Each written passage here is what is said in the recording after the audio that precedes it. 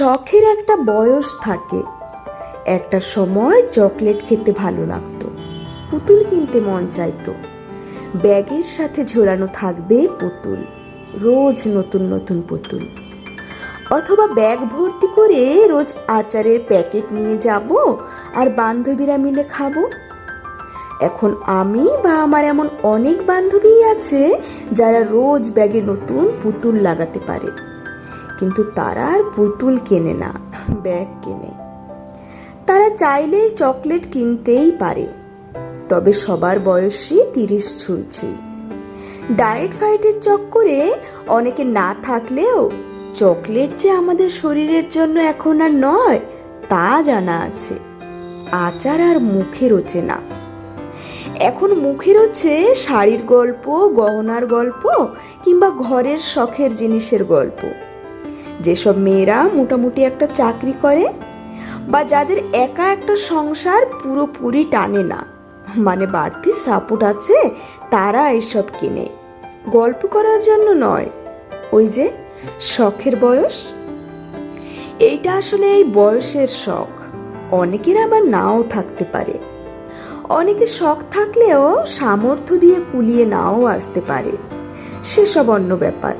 সমস্যাটা এইখানে হয় না, হয় অন্য জায়গায়।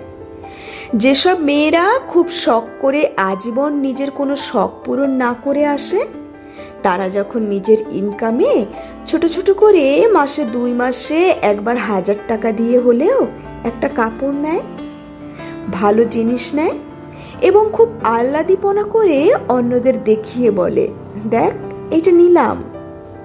প্রথম প্রথম এটা খুশি মনে কেউ কেউ নিলেও কেন জানি না এরা বড্ড খুঁতখুঁতে হয়। এত জিনিস, এত টাকা কই পাও? চাকরি করো কত টাকার আর খরচ করো কত? বড় অদ্ভুত প্রশ্ন।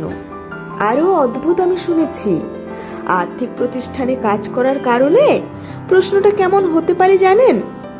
খুব কাছের মানুষ থেকেই শুনেছি, শুনে দীর্ঘশ্বাস ফেলেছি।